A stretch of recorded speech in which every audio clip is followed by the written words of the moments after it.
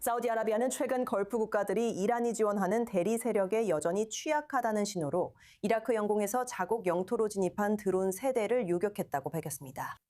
사우디 국방부 대변인은 왕국의 주권을 침해하려는 어떤 시도에 대해서도 필요한 작전 조치를 취하고 사우디 영토 내 민간인을 보호할 것이라고 밝혔습니다.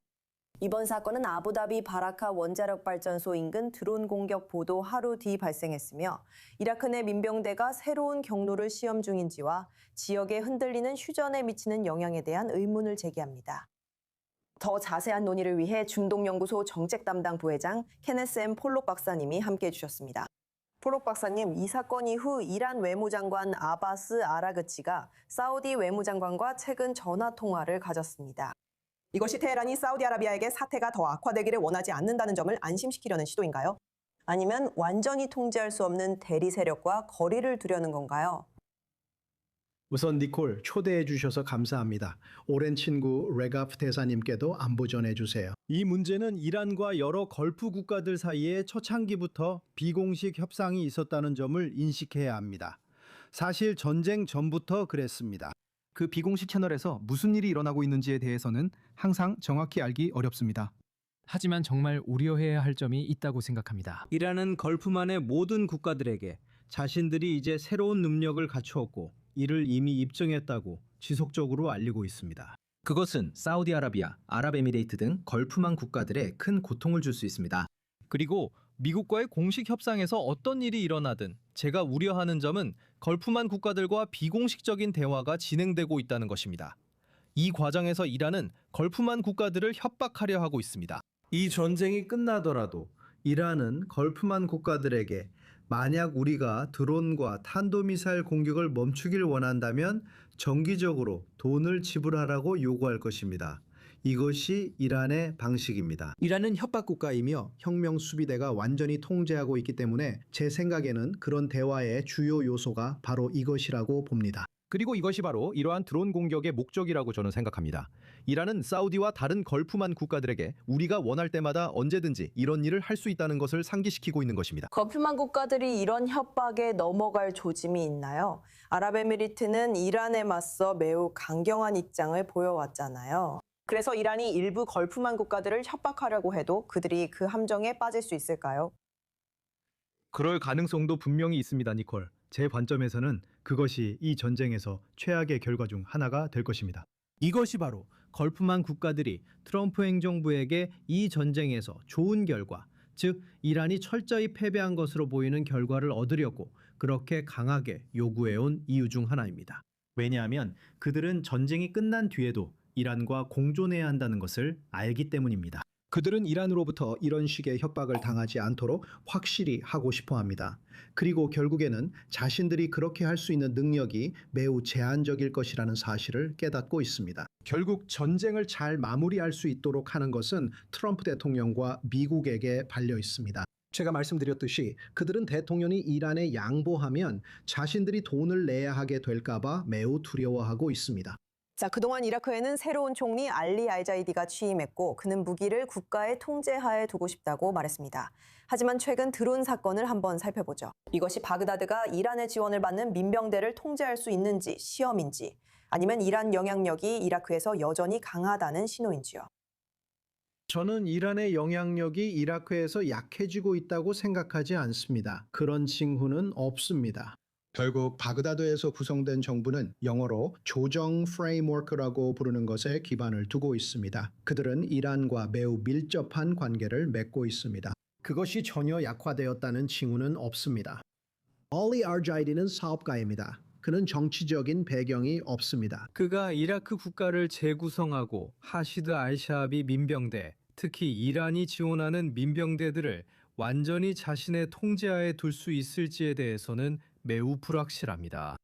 이번 드론 공격이 그와 관련이 있는지에 대해서는 확실히 말할 수 없지만 분명히 가능성을 배제하지는 않겠습니다.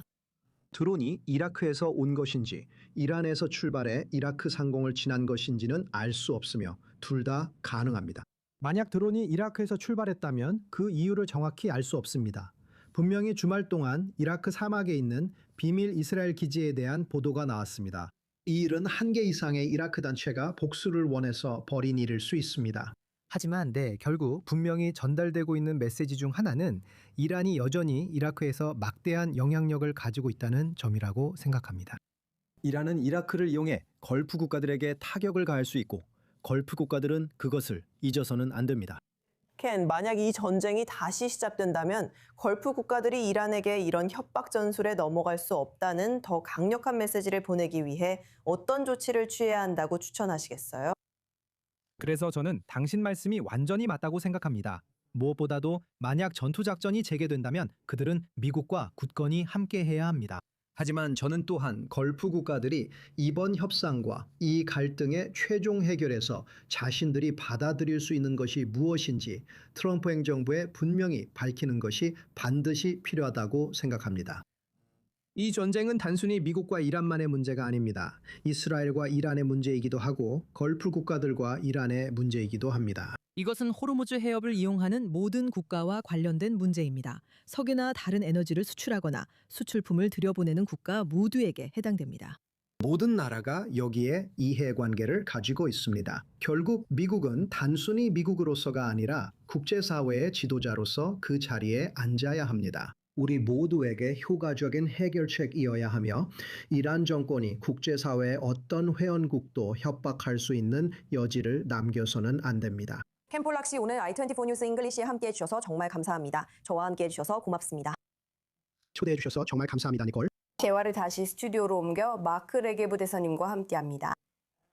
우리가 앞서 논의했던 것처럼 기술적인 문제들이 있기 전에 전쟁이 재개된다면 그것이 무엇을 의미하는지, 그리고 이란이 지금 이 압박을 어떻게 느끼고 있는지에 대해 이야기하고 있었습니다. 모든 보도에 따르면 미국과 이스라엘 그리고 걸프 국가들이 전쟁 재개에 대비하고 있다고 합니다. 그렇다면 2단계에서 외교적 돌파구를 마련하려면 어떤 노력이 필요할까요? 그러니까 이제 공은 분명히 이란 쪽에 넘어갔습니다.